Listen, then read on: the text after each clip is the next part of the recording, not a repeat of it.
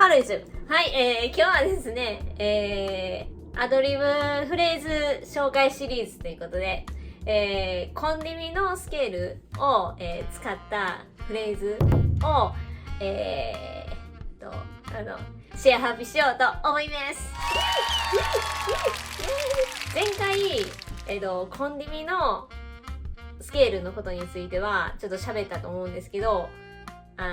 それまだの人これ見てほしいなって、さっきちょっとこれ見てほしいなっていう感じなんですけど、ちょっと変わったスケールというかね、あんまその耳なじみがないようなスケールだと思うんですけど、こういったものはね、やっぱりそのフレーズで覚えてしまったら手っ取り早いと思うんですよね。ということでね、日本一ふざけてるサックス YouTuber ということでね、ちょっとなんか勝手にそれ言ってるだけですけど、今思いついただけですけどの、しずチャンネルことしずかがちょっとね、それをお届けしようかなっていう、感じですね。早速その本題に行くんですけど、今回、紹介するコンディミのフレーズはこんな感じですね。でね、ラララララララララララララっていうやつですね。これ C のコンディミのスケールを使ってるんですけど、ララララララララララララって規則性があるんですよ。でこういうのってその規則みたいなのをちょっとしっかりと捉えて練習するのがいいんかなって思うんですけど、そういったところも注目しつつ練習していただければなと思ってるんですけどね早速ちょっとねやっぱ吹いてこう耳でちょっと聞いてね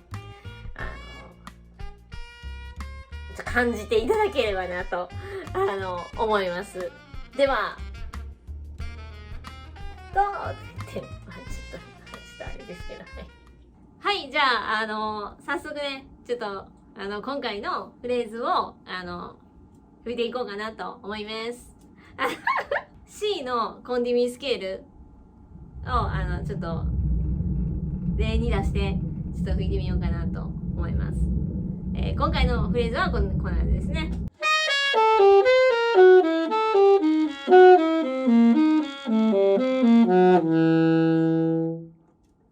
はい、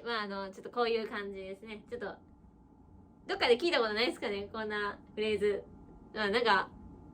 ありますよね。なんかちょっと不思議な感じですよね。不思議な感じってなんかあれですけど、でこういうのってその規則性みたいなのがちょっとあるんですよね。C のコンディミスケールってちょっとこういう感じなんですけど、でこのフレーズってよう見たら音程の幅がこう全部全って言ってるんですよね。でコンディミのスケールとこう照らし合わせてみるとタラララララララララララってこうなんか規則性がありませんか？ちょっとなんて言ったらいいかわからへんけど、それはねおのおのでねちょっと解釈していただくって言ったらあれですけど、ちょっとそれを念頭に置きつつちょっと練習してみてほしいですね。で実際のこのアドリブとかに活かすってなった場合に、どういうフレーズになるのか。ここでちょっと大事なのはやっぱりねフレーズのこう終わりを綺麗に着地させるっていうのが大事なんですよ。最後にちゃんとこうフレーズきちんと終わらないとぐだるんですよね。そういう感じでちょっとコード進行とともにこういうフレーズどうかなということでちょっと考えてみたんですけど、ちょっとこんな感じですね。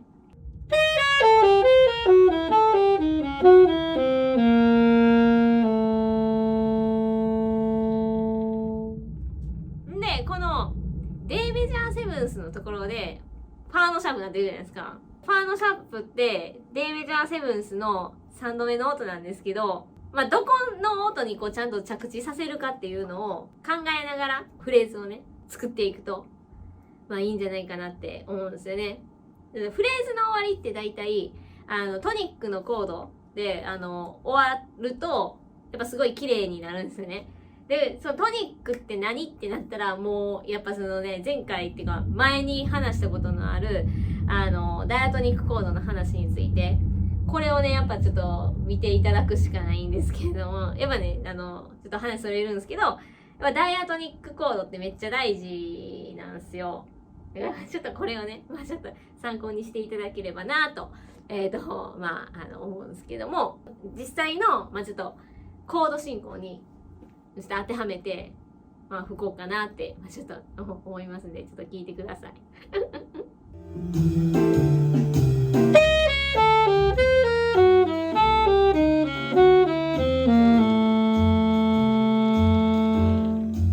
はい、まあなんかそういう感じでございます。ちゃんとトニックに着地させるように、まあスケールをこう終わらせるっていうところ、まあこれがまあポイントになるんじゃないのかなって、まあ、思いますね。なんかこういうフレーズの紹介とかもしてるんですけど、まあこれ覚えておいてほしいのは、なんていうんですかね、フレーズをこのまま丸ごと覚えるって、まあそれも別にありはありなんですけど、フレーズがこうトニックに戻る感覚みたいなのを、フレーズ練習するときには、なんか感じながら、なんかやってほしいんですよね。意味わかりますかね？コード進行がトニックに終わるだけじゃなくて、フレーズもなんかそのトニックのコードに向けて終わらせていくみたいな、まあ、そういうね、フレーズの作り方みたいなところを、このフレーズを練習するときに感じながらやってほしいんですよ。だから丸暗記も別にいいんですけど、それだけじゃなくて、そういう感覚みたいなのも感じてほしいんですね。これだからね、やっぱね、音楽って、やっぱ、芸術じゃないですか。いや、だから、感覚的なものも備わってないと、やっぱ、本質的に、なんかその、理解できない部分って、これ絶対あるんですよね。で、この、コンディミって、すごい便利なのが、便利って言ったらあれですけど、このフレーズって結局、違うコードでも使えるんですよ。なんでかって言ったら、コンディミって3種類しかないんですよね。メジャースケールとかだったら、なんか12キーあったりとかするんですけど、コンディミスケールって3種類しかないんですよ。じゃあこの話は、まあ前やってるんで、ちょっとそこでちょっと具体的に見てほしいんですけど、今回紹介したやつっていうのは、今、これ、上げてるコード進行って A7 の数のところで、このフレーズ吹いてると思うんですけど、着地する音はトニックによって変わるから、そのフレーズの最後の部分は、まあ、そのね、整えないといけないんですけど、例えば A7 スじゃないですか、今、ここで使ってんの。で、C7 ス、E フラット7ス、G フラット7ス。ここのね、4つのコード進行の時に、同じフレーズ使えるんで、便利じゃないですか。なんか、めっちゃ良くないですか？なんか、その、1個のフレーズ覚えたら、4つのコードのところで吹けるってめっちゃいいじゃないですか。で、コンディミスケールって3つしかないってことは、あと2つあるわけじゃないですか、フレーズが。ほんじゃあ、もうあと2つ練習したら、コンプリートじゃないですか。マジ良くないですか？ということでね、ぜひね、まあ便利な、フレーズなんじゃないかなということで、なんていうんですかね、めっちゃ吹いてるんでみんな、めっちゃ使ってるんですよね、このフレーズ。だから、それはみんな使ってるんだったら覚えといた方がいいじゃないですか。ということでね、ちょっとね、ぜひ、お試しいただければなと、思います。はい、では、戻ります。イェーイ！はい、いかがでしたでしょうか。ということでね、まあね、ちょっとこのフレーズね、実際の、まあ、使ってる音源みたいなのをね、出したかったんですけど、ちょっと、めっちゃ探したんですけどね、ちょっとうまいこと見当たらなかったんですけどね、結構コルトレーンめっちゃやってるんですよね。で、コルトレーンのなんかの曲で絶対やってるんですけど、今日これ朝から探してたんですけどね、なんかちょっと見当たらなくて、ちょっとまた見つかったらね、またなんか言えたらいいなって思うんですけど、コルトレーンめっちゃやってるけど、でも、もういろんな人やってるんで、なんていうの、コルトレーンのフレーズっていうよりは、結構みんななんかジャズのフレーズみたいな感じ。特にやっぱりジャズのサックスでよくやってるフレーズなんじゃないのかなって思うんですよね。まあ他の楽器でもやってるかもしれないんですけど。ということでね、ぜひね、これをね、まあマスターしていただければなと、思います。まあちょっとね、ぜひ、このフレーズを覚えてね、ちょっとこう、より一層こう、なんていうんですかね、ジャズプレイヤーにね、近づけられたら、いいんちゃいますかね。で、まあ、今回紹介したフレーズ、基礎的な練習の部分と、ちょっとフレーズの部分、楽譜にしてみたんで、200円で、多分200円で販売すると思うんで、良ければね、それで、ちょっとやっていただければいいんじゃないかなって、思います。別にね、でもね、これなんか、動画の中に出てた楽譜を、移調して、なんか、やってもらったら別に、全然問題ないですけど、まあね、なんか、私がね、聖書というかね、綺麗にちゃんと書いたやつをね、一応作って、もうよかったらね、それをちょっとご購入いただいてお役立ちいただければなと、思いますんで、はい。お願いします。はい、じゃあ、まあ、そんな感じでね、今日は、これで